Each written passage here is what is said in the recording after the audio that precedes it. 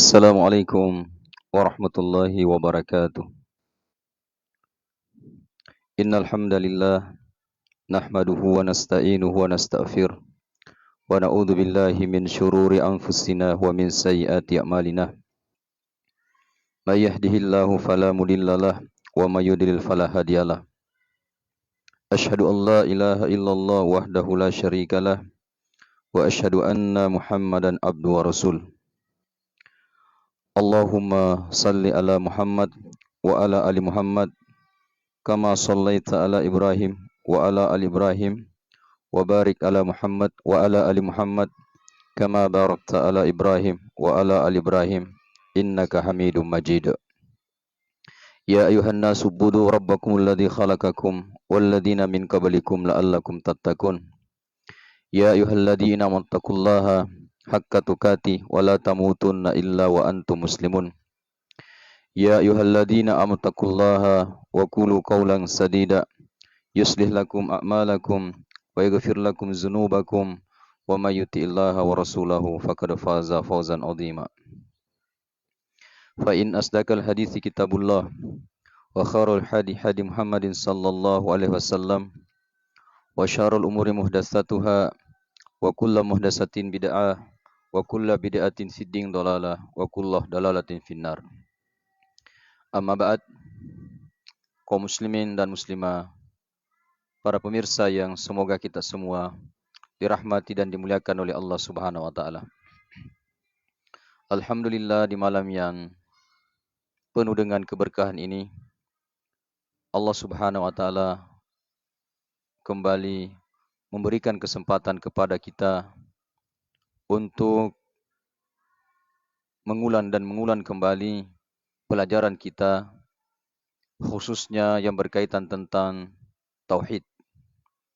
Tak bosan-bosannya, tak henti-hentinya kita senantiasa memurajaah, mengulangi pelajaran kita tentang ilmu tauhid agar pemahaman kita tentang tauhid semakin baik, semakin sempurna, sehingga ketika pemahaman kita tentang tauhid semakin membaik dan semakin sempurna, maka tentu keyakinan kita pun semakin membaik dan pengamalan kita tentang tauhid ini juga akan semakin membaik. Para pemirsa yang dimuliakan oleh Allah Subhanahu wa taala, tentu kita juga bersalawat kepada beliau, pemimpin umat, manusia terbaik sepanjang zaman, yaitu Nabi Muhammad sallallahu alaihi wasallam. Kita bersalawat kepada beliau, Nabi Muhammad sallallahu alaihi wasallam, sebagai bentuk ucapan terima kasih kita kepada beliau Nabi Muhammad sallallahu alaihi wasallam, karena dengan perjuangan beliau Nabi Muhammad sallallahu alaihi wasallam, pengorbanan yang dilakukan oleh Rasulullah sallallahu alaihi wasallam, sehingga kita bisa merasakan nikmatnya berislam sampai hari ini. Kita bersalawat kepada Rasulullah sallallahu alaihi wasallam dengan harapan semoga salawat kita ini menyebabkan kita mendapatkan syafaat, pembelaan dari Nabi Muhammad sallallahu alaihi wasallam di hari akhirat kelak. Para pemirsa yang dimuliakan oleh Allah Subhanahu wa taala, insyaallah pada kesempatan kali ini kita kembali akan mengulangi pelajaran kita tentang tauhid. Insyaallah kita merujuk dalam sebuah kitab, sebuah buku, yaitu kitab tauhid yang ditulis oleh seorang ulama besar, yaitu Syekh Muhammad bin Abdul Wahhab. Jadi buku yang kita jadikan rujukan dalam pembahasan tauhid ini yaitu buku yang ditulis oleh seorang ulama besar, ulama dunia, yaitu Syekh Muhammad bin Abdul Wahhab. Kaum muslimin dan muslimah, para pemirsa yang dimuliakan oleh Allah Subhanahu wa taala, tauhid ini adalah merupakan pegangan pokok dan sangat menentukan bagi kehidupan manusia. Ini yang harus kita fahami, yang harus kita sadari bahwa tauhid adalah merupakan pegangan pokok bagi seorang muslim, bagi seorang muslimah, Dan tauhid ini adalah merupakan penentu bagi kehidupan manusia. Jadi tauhid ini merupakan penentu bagi kehidupan manusia. Mengapa demikian? Karena tauhid ini adalah menjadi landasan bagi setiap amal yang kita kerjakan. Ya, tauhid ini menjadi landasan, menjadi pondasi bagi setiap amal-amal yang kita lakukan. Setiap kebaikan-kebaikan, setiap amal soleh, setiap ibadah, setiap ketaatan yang kita lakukan, landasannya adalah tauhid. Para pemirsa yang dimuliakan oleh Allah Subhanahu wa taala, kita tahu, kita pahami bahwa hanya amal yang dilandasi tauhidlah menurut tuntunan ajaran Islam yang akan menghantarkan manusia kepada kehidupan yang baik. Jadi, kalau kita ingin merasakan kehidupan yang baik, merasakan kehidupan yang sejahtera, merasakan ketenangan, merasakan kebahagiaan, maka kita harus bertauhid. Kita harus bertauhid yang benar kepada Allah Subhanahu wa taala. Hanya amal yang dilandasi tauhidlah yang menghantarkan seseorang untuk mendapatkan kebahagiaan hakiki di alam akhirat nanti. Jadi bukan hanya di dunia. Ketika seorang bertauhid dengan benar, dia akan merasakan kebahagiaan, merasakan kedamaian, merasakan ketentraman, bukan hanya di dunia, tetapi itu berlanjut sampai di kehidupan akhirat kelak. Mari kita melihat firman Allah Subhanahu wa taala di dalam Al-Qur'an, tepatnya dalam surah An-Nahl ayat 97. Kita bacakan ayatnya. A'udzu billahi minasyaitonir rajim. Man amila shalihan min dzakarin aw untha wa huwa mu'minun. Ya. Barang siapa yang mengerjakan amal saleh, baik itu laki-laki ataupun perempuan. Jadi, man amila shalihan min dzakarin aw untha wa huwa mu'minun. Barang siapa yang mengerjakan amal saleh, baik itu laki-laki maupun perempuan, sedangkan dia dalam keadaan beriman. Jadi, dia melakukan amal saleh, laki-laki, perempuan melakukan amal saleh dalam keadaan beriman. Jadi syaratnya beriman. Jadi ini syaratnya. Apa yang mereka dapatkan? Apa jaminan yang Allah Subhanahu wa taala siapkan kepada mereka ini? Falanhuyannahu hayatan tayyibah walajziyannahum ajrahum bi ahsani ma kanu ya'malun. Jadi maka sesungguhnya kami, kata Allah Subhanahu wa taala, akan berikan kepadanya kehidupan yang baik. Jadi kami akan berikan kepadanya kehidupan yang baik. Dan sesungguhnya akan kami beri balasan kepada mereka dengan pahala yang lebih baik dari apa yang telah mereka kerjakan. Jadi para pemirsa yang dimuliakan oleh Allah Subhanahu wa taala, sungguh sangat jelas dalam ayat yang mulia ini Allah menyampaikan kepada kita semua bahwa barang siapa yang mengerjakan amal saleh, mengerjakan ketaatan, mengerjakan perintah Allah Subhanahu wa taala, baik itu wanita, baik itu laki-laki atau wanita, dia melakukan semua itu dalam keadaan beriman kepada Allah Subhanahu wa taala. Jadi syaratnya iman, syaratnya bertauhid kepada Allah Subhanahu wa taala, maka Allah Subhanahu wa taala akan memberikan kepadanya kehidupan yang baik. Jadi Allah akan berikan kehidupan yang baik, hayatan thayyibah, kehidupan yang baik. Dan tidak cukup sampai di situ. Allah Subhanahu wa taala akan memberikan balasan kepadanya dengan pahala yang lebih baik. Diberikan pahala yang lebih baik dari apa yang telah dikerjakan. Dilipat gandakan pahala, balasan kebaikan yang telah dia lakukan ketika dia melakukannya dalam keadaan beriman. Nah, ini pentingnya tauhid itu. Bahwa dia adalah merupakan pondasi, pegangan pokok, landasan bagi setiap amal yang kita kerjakan. Tidak bisa dipandang remeh. Tidak bisa dipandang remeh. Ini menentukan, ini pokok dari agama kita, agama Islam. Oleh sebab itu, para pemirsa yang dimuliakan oleh Allah Subhanahu wa taala, berdasarkan pada pentingnya peranan tauhid dalam kehidupan manusia, maka wajib bagi setiap muslim mempelajarinya. Jadi sungguh sangat jelas bahwa begitu besarnya, begitu pentingnya peranan tauhid dalam kehidupan manusia, dalam kehidupan kita, maka wajib bagi setiap muslim, wajib bagi setiap muslimah untuk mempelajarinya. Jadi wajib, hukumnya wajib untuk mempelajari tauhid karena tauhid ini memiliki peranan yang sangat penting dalam kehidupan manusia. Akan tetapi, para pemirsa yang dimuliakan oleh Allah Subhanahu wa taala, tauhid ini bukan hanya sekedar mengenal dan mengerti bahwa pencipta alam semesta ini adalah Allah. Bukan.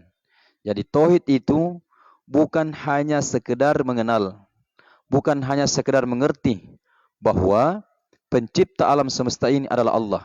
Tidak sampai di situ. Bukan hanya sekedar mengetahui bukti-bukti rasional kebenaran, wujud keberadaan Allah Subhanahu wa taala. Bukan hanya sekedar mengetahui bukti-bukti rasional tentang wahdaniyah, keesaan Allah Subhanahu wa taala. Bukan hanya sekedar mengenal asma dan sifat Allah Subhanahu wa taala. Tidak cukup sampai di situ. Ya, jadi tidak cukup sampai di situ. Jadi tauhid itu kita ulangi, tidak cukup hanya sekedar mengenal dan mengerti bahwa pencipta alam semesta ini adalah Allah. Tidak cukup sampai di situ, belum cukup.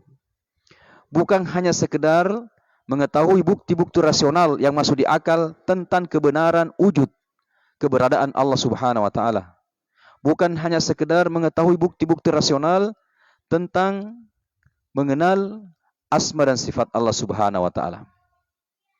Tahukah kita, para pemirsa yang dimuliakan oleh Allah Subhanahu wa taala, iblis itu juga mempercayai bahwa Tuhannya adalah Allah. Jadi iblis itu juga percaya bahwa Tuhannya adalah Allah. Dia akui, dia percaya bahwa Allah adalah Tuhannya. Bahkan iblis itu kaum muslimin dan muslimah, para pemirsa yang dimuliakan oleh Allah Subhanahu wa taala, mengakui keesaan dan kemahakuasaan Allah Subhanahu wa taala. Ya, jadi jangan disangka bahwa iblis itu tidak mengakui keesaan dan kemahakuasaan Allah Subhanahu wa taala. Ya, iblis juga mengakui. Ya. Bahkan iblis itu meminta kepada Allah Subhanahu wa taala melalui asmanya, melalui namanya. Nah, ya, kita bisa lihat di dalam Al-Qur'an dalam surah yang ke-38 ayat 82. Ya, kita bisa lihat dalam surah yang ke-38 ayat 82 tentang hal ini. Kita lihat dalam surah yang ke-38 ayat 82. Ya. Qala fa bi izzatika laghwiyannahum ajma'in. Iblis menjawab, demi kemuliaanmu. Jadi demi kemuliaanmu. Dia mengangkat sumpah, demi kemuliaanmu ya Allah, pasti aku akan menyesatkan mereka semuanya. Jadi jelas bahwa iblis itu mengakui keesaan Allah Subhanahu wa taala, mengakui kemahakuasaan Allah Subhanahu wa taala, mengakui bahwa Allah adalah Tuhannya, dan iblis itu meminta kepada Allah Subhanahu wa taala melalui asma dan sifat Allah Subhanahu wa taala. Jadi dalam surah yang ke-38 ayat 82 jelas. Qala fa bi izzatika laghwiyannahum ajma'in. Iblis menjawab, demi kemuliaanmu. Siapa itu? Allah Subhanahu wa taala. Dia mengangkat sumpah dengan menyebut kemuliaan Allah Subhanahu wa taala. Demi kemuliaanmu, pasti aku akan menyesatkan mereka semuanya. Jadi, tidak cukup hanya sekedar percaya bahwa Allah itu adalah Tuhan, mengakui keesaannya, mengakui kemahakuasaannya, meminta kepada Allah Subhanahu wa taala melalui asma sifatnya, tidak cukup seperti itu. Bahkan kaum jahiliyah kuno, ya, yang dihadapi oleh Rasulullah sallallahu alaihi wasallam, mereka itu juga meyakini bahwa Tuhan pencipta, Tuhan pengatur, Tuhan pemelihara, dan Tuhan penguasa alam semesta alam ini adalah Allah. Ya, ini orang-orang kafir jahiliyah di masa Rasulullah sallallahu alaihi wasallam mereka juga meyakini bahwa yang menciptakan itu adalah Allah Subhanahu wa taala. Mereka juga meyakini bahwa yang mengatur alam semesta ini adalah Allah Subhanahu wa taala. Mereka juga mengakui bahwa yang memelihara alam semesta ini adalah Allah Subhanahu wa taala. Mereka juga mengakui bahwa yang menguasai alam semesta ini adalah Allah Subhanahu wa taala. Ya, kita bisa lihat dalilnya dalam surah Luqman, ya surah ke-31 ayat 25. Kita lihat dalilnya bahwa orang-orang jahiliyah dulu mereka itu mengakui bahwa Allah sebagai pengatur, pencipta dan pemelihara. Ya, kita bisa lihat dalilnya dalam surah Luqman ayat 20 ayat 25. Ya, kita bacakan. Wala in sa'altahum man khalaqas samawati wal arda la yaquluna Allah qulil hamdulillah bal aktsarahum la ya'lamun. Dan sungguh kata Allah, jika engkau Muhammad tanyakan kepada mereka. Jika engkau wahai Muhammad tanyakan kepada mereka, siapa itu? Yaitu orang-orang jahiliyah, orang-orang kafir. Siapakah yang menciptakan langit dan bumi? Man khalaqas samawati wal arda. Siapakah yang menciptakan langit dan bumi? Mereka menjawab, la yaquluna Allah. Tentu mereka akan menjawab bahwa Allah yang menciptakan langit dan bumi. Qulil hamdulillah bal aktsaruhum la ya'lamun. Katakanlah segala puji bagi Allah, tetapi kebanyakan mereka tidak mengetahui. Jadi sungguh sangat jelas para pemirsa yang dimuliakan oleh Allah Subhanahu wa taala dalam ayat yang mulia ini, ya, bahwa orang-orang jahiliyah, orang-orang kafir di zaman Rasulullah sallallahu alaihi wasallam, ketika mereka ditanya siapakah yang menciptakan langit dan bumi? Siapakah yang menciptakan langit dan bumi? Jawaban mereka yaitu Allah. La yaquluna Allah. Mereka mengatakan bahwa yang menciptakan langit dan bumi ini adalah Allah. Tetapi mereka belum disebut sebagai orang yang bertauhid. Kalau hanya sekedar mengakui bahwa Allah yang menciptakan, Allah yang menguasai, Allah yang mengatur. Kemudian kita lihat lagi dalam surah yang ke-23. Surah ke-23, dalam surah ini sungguh sangat jelas juga beberapa rentetan ayat yang menjelaskan kepada kita bahwa orang-orang kafir jahiliyah itu juga mengakui bahwa Allah yang mengatur, Allah yang memelihara, dan Allah yang menguasai. Ya, kita lihat dalam surah ini ayat 84 sampai ayat 89.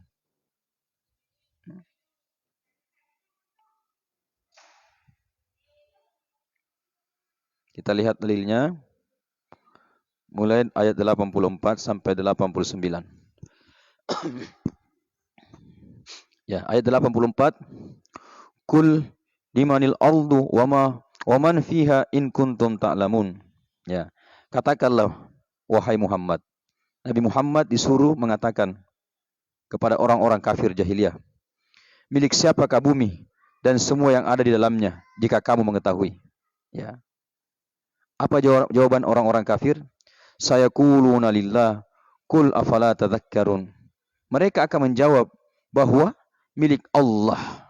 Milik Allah. Jadi ketika orang-orang kafir jahiliyah ini ditanyakan siapakah pemilik bumi dan semua yang ada di dalamnya, siapakah yang memiliki bumi dan semua yang ada di dalamnya jika kalian mengetahui, maka orang-orang kafir menjawab, mereka mengatakan sayaquluna lillah, bahwa milik Allah.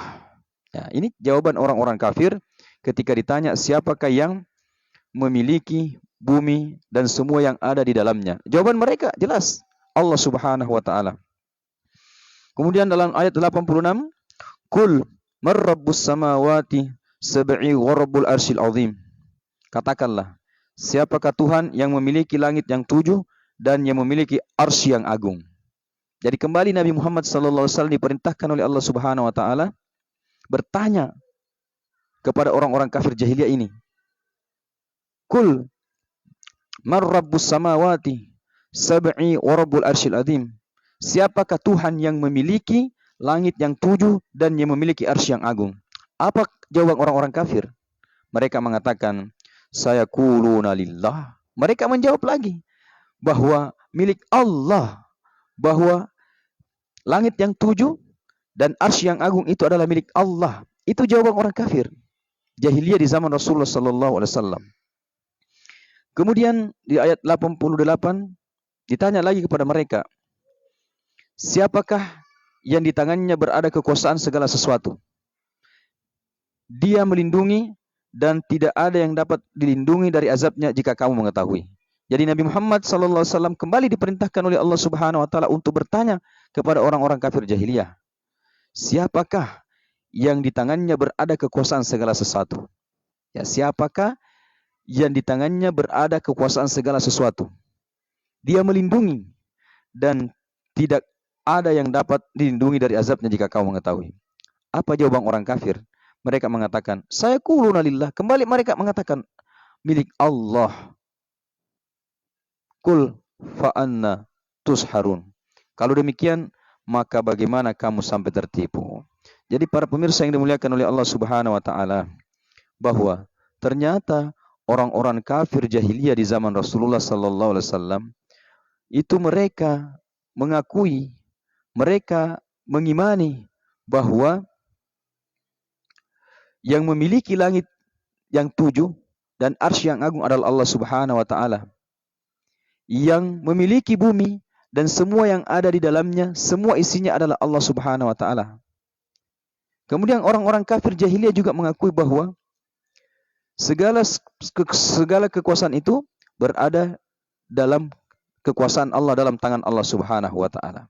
Tetapi sekali lagi, mereka itu belumlah menjadikan mereka berpredikat sebagai muslim yang beriman kepada Allah Subhanahu Wa Taala. Belum cukup kalau hanya sampai di sini. Belum cukup kalau hanya ini yang diakui.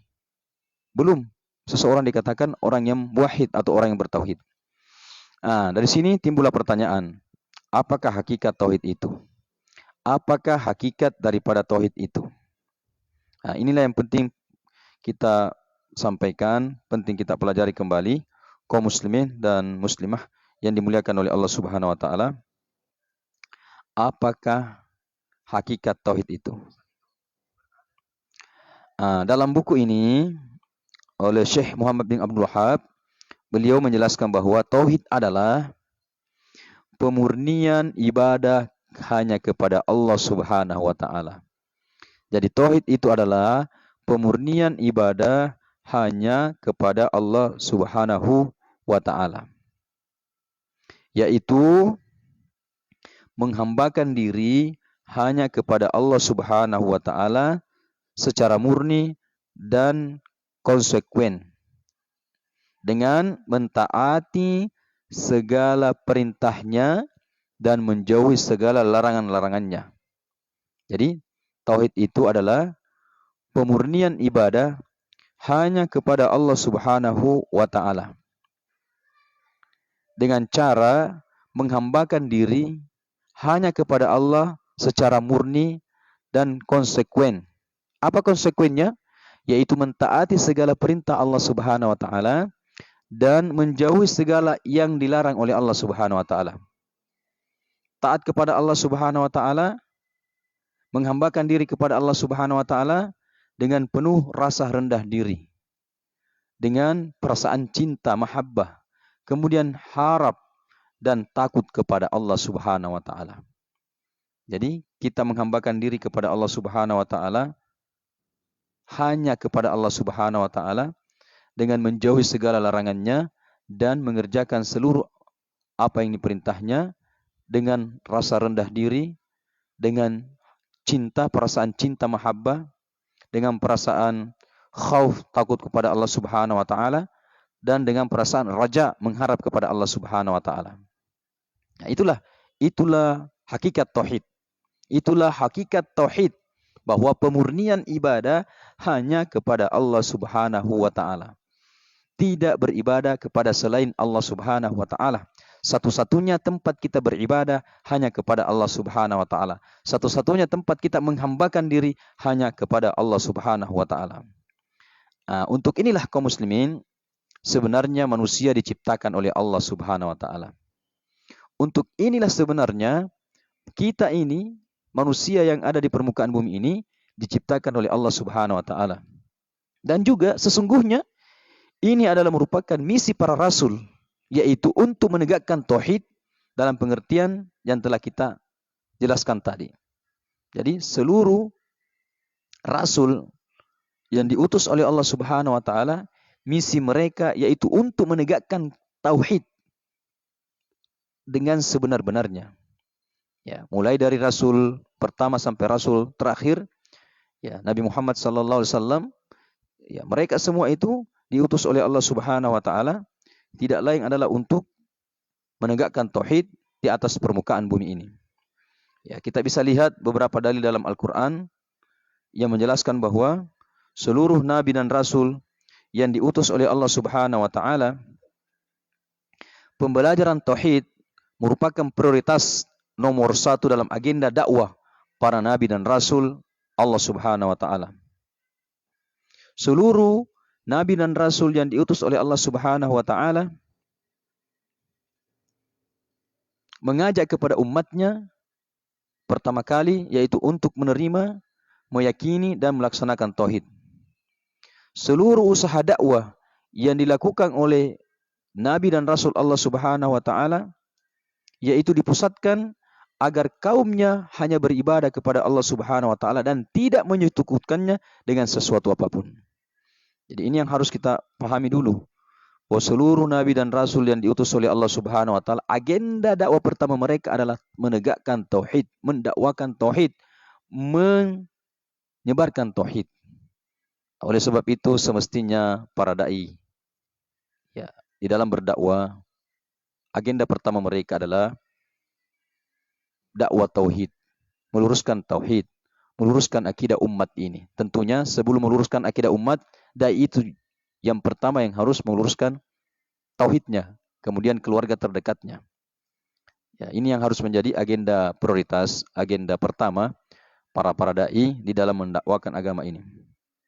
Mari kita lihat dalam Al-Quran, ya, bagaimana Allah Subhanahu wa taala menyampaikan kepada kita bahwa seluruh nabi dan rasul yang diutus oleh Allah Subhanahu wa taala, dakwah pertama mereka adalah tauhid.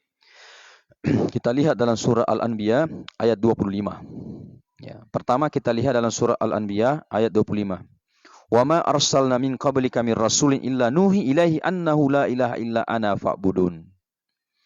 Dan kami tidak mengutus seorang rasul pun sebelum engkau, melainkan kami wahyukan kepadanya. Jadi Allah menyampaikan kepada Nabi Muhammad bahwa kami, wahai Muhammad, tidak mengutus rasul seorang pun sebelum engkau, melainkan kami wahyukan kepadanya bahwasanya tidak ada ilah yang berhak diibadahi selain Allah, maka beribadahlah kalian kepadaku sekalian kepadaku.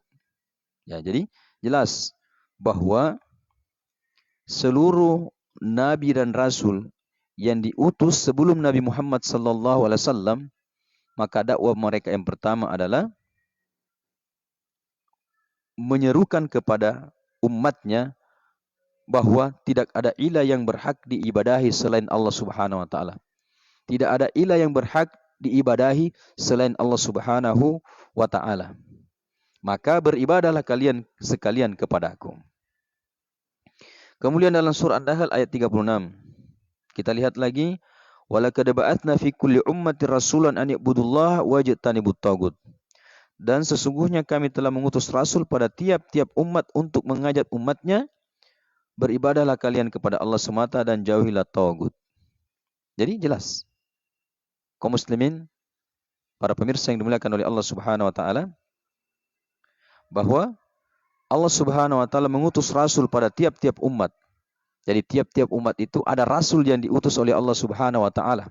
Ada rasul yang sengaja diutus oleh Allah Subhanahu wa taala untuk apa? Untuk menyerukan aniyabudullah, sembahlah Allah saja. Sembahlah Allah saja. Beribadahlah kalian kepada Allah semata. Wajtanibut tagut, dan jauhilah segala macam bentuk tagut. Kemudian di ayat yang lain kita lihat lagi surah Al-A'raf ayat 59. Tentang dakwah Nabi Nuh kepada tauhid. Ini tentang dakwah Nabi Nuh mengajak kepada umatnya untuk bertauhid kepada Allah Subhanahu wa taala, diabadikan dalam surah Al-A'raf ayat 59. Allah Subhanahu wa taala berfirman, laqad arsalna nuhan ila qaumihi faqala ya qaumi ibudullaha ma lakum min ilahin ghairu inni akhafu alaikum adzaba yaumin azim. Ya, ini ucapan Nabi Nuh kepada kaumnya bahwa sesungguhnya kami telah mengutus Nuh kepada kaumnya. Jadi sesungguhnya kami, yaitu Allah Subhanahu wa taala, mengutus Nuh kepada kaumnya. Lalu Nabi Nuh berkata kepada kaumnya, "Ya qaumi ibudullah ma lakum min ilahin ghairuh. Inni akhafu alaikum adzaba yaumin azim." Wahai kaumku, beribadahlah kalian kepada Allah semata. Jadi ini adalah merupakan ucapan Nabi Nuh atau seruan Nabi Nuh kepada kaumnya bahwa ya qaumi ibudullah ma lakum min ilahin ghairuh. Inni akhafu alaikum adzaba yaumin azim. Wahai kaumku. Ya, Nabi Nuh menyampaikan kepada kaumnya, wahai kaumku, beribadahlah kalian kepada Allah semata. Beribadahlah kalian hanya kepada Allah Subhanahu wa taala. Jangan menduakan Allah Subhanahu wa taala, jangan mensyirikatkan Allah Subhanahu wa taala, jangan menyekutukan Allah Subhanahu wa taala. Sekali-kali tidak ada yang berhak kalian ibadahi selain Dia. Sekali-kali tidak ada yang berhak kalian ibadahi selain Allah Subhanahu wa taala. Kalau kalian tidak beribadah kepada Allah semata, ini ada ancaman. Kalau kalian tidak beribadah kepada Allah semata, artinya kalau kalian menyekutukan Allah, kalau kalian menduakan Allah, aku takut kalian akan ditimpa azab yang besar pada hari yang besar, yaitu hari kiamat. Ya, ini. Di samping Nabi Nuh mengajak kepada kaumnya untuk beribadah hanya kepada Allah Subhanahu wa taala, Nabi Nuh juga menyampaikan kepada kaumnya berupa ancaman bahwa kalau kalian tidak beribadah kepada Allah semata, artinya kalau kalian menduakan Allah, kalian mensyirikatkan Allah Subhanahu wa taala, aku khawatir, kata Nabi Nuh, aku takut kalian akan ditimpa azab hari yang besar, yaitu azab di hari kiamat nanti. Itu yang dikhawatirkan oleh Nabi Nuh kepada kaumnya. Makanya Nabi Nuh mengajak kepada kaumnya untuk menyembah hanya kepada Allah Subhanahu wa taala. Kemudian kita lihat lagi tentang dakwah Nabi Hud kepada umatnya tentang tauhid. Diabadikan oleh Allah Subhanahu wa taala dalam surah Hud ayat 50. Wa ila 'adi akhafu Huda qala ya qaumi ibudullaha ma lakum min ilahin ghairu in antum illa muftarun. Dan kepada kaum Ad. Jadi kepada kaum Ad kami telah mengutus saudara mereka yaitu Hud. Jadi kepada kaum Ad kata Allah, kami telah mengutus saudara mereka. Siapa itu? Yaitu Nabi Hud. Nabi Hud berkata kepada kaumnya, apa berkata Nabi Hud? Ya qaumi ibudullaha ma lakum min ilahi ghairu in antum illa muftarun. Wahai kaumku, beribadahlah kepada Allah semata. Jadi sama. Beribadahlah kepada Allah semata. Sekali-kali tidak ada yang berhak kalian ibadahi selain Dia. Tidak ada yang berhak kalian ibadahi selain Dia. Dia siapa? Allah Subhanahu wa taala. Kalian hanyalah mengadakan peribadahan kepada selainnya saja. Ini jelas Nabi Hud bagaimana beliau mengajak kepada kaumnya, menyeru kepada kaumnya untuk beribadah hanya kepada Allah Subhanahu wa taala, tidak menduakan Allah Subhanahu wa taala. Kemudian dakwah Nabi Saleh. Ini kembali tentang Nabi Saleh yang berdakwah kepada kaumnya untuk menyerukan tauhid, juga diabadikan oleh Allah Subhanahu wa taala dalam surah Al-A'raf ayat 73. Wa ila Thamud akhahum salihan qala ya qaumi ibudullaha ma lakum min ilahin ghairuh. Ya. Dan kepada kaum Thamud. Jadi kaum Thamud itu kami telah mengutus saudara mereka Saleh. Jadi kaum Thamud itu diutus kepadanya seorang nabi yaitu Nabi Saleh. Apa ucapan? Apa seruan Nabi Saleh kepada kaumnya? Apa? Jelas. Ya qaumi ibudullaha, wahai kaumku, beribadahlah kepada Allah semata. Sekali-kali tidak ada yang berhak kalian ibadahi selain Dia. Ini ucapan Nabi Saleh kepada kaum Tsamud, yaitu kaumnya, wahai kaumku, ya qaumi ibudullaha ma lahum, wahai kaumku, beribadahlah kepada Allah semata. Ma lakum min ilahin ghairuh. Sekali-kali tidak ada yang berhak diibadahi selain Dia, selain Allah Subhanahu wa taala. Jadi, sudah beberapa dalil yang kita sebutkan bahwa Nabi dan Rasul yang diutus oleh Allah Subhanahu wa taala, dakwah pertama mereka adalah menegakkan tauhid, memurnikan tauhid umatnya. Ya. Makanya sekali lagi, seharusnya idealnya para dai-dai memulai dakwah mereka tentang tauhid sebelum mendakwakan ajaran-ajaran Islam yang lainnya. Ataukah menyamakan di dalam mendakwakan tauhid juga mendakwakan ajaran-ajaran Islam yang lainnya. Karena jangan sampai kita sudah mendakwakan perkara-perkara yang lain, tetapi perkara tauhid ini kita tinggalkan. Makanya ulama kita sebagai mengatakan bahwa tidak usah kamu mengajarkan anak kamu untuk beramal saleh yang banyak ketika dia masih kecil. Jadi, tidak usah engkau mengajarkan amal saleh yang banyak kepada anakmu ketika masih kecil. Tapi yang pertama kali harus kamu tekankan kepada anakmu yaitu tentang tauhid. Pengenalan tentang tauhid. Ya, ini nasihat dari sebagian ulama kita. Kemudian kita lihat lagi tentang dakwah Nabi Ibrahim.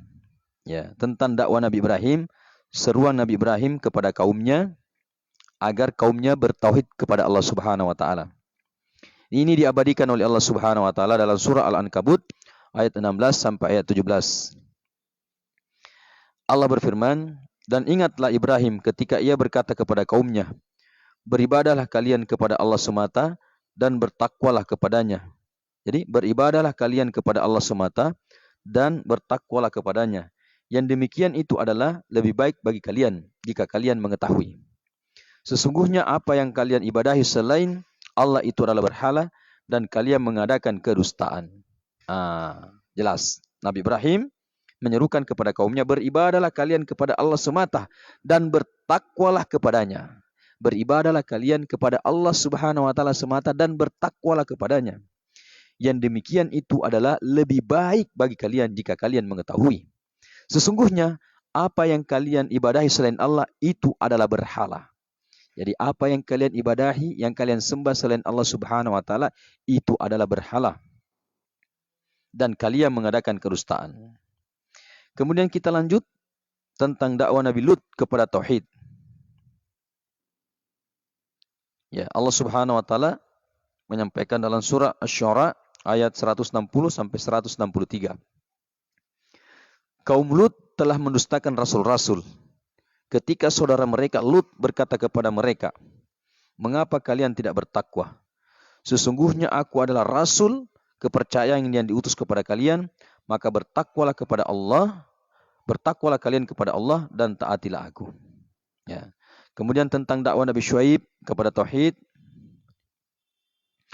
dalam surah Al-A'raf ayat 85, Allah Subhanahu wa taala berfirman, "Wa ila Madyan akhahum Syuaiban qala ya qaumi ibudullaha ma lakum min ilahin ghairuh."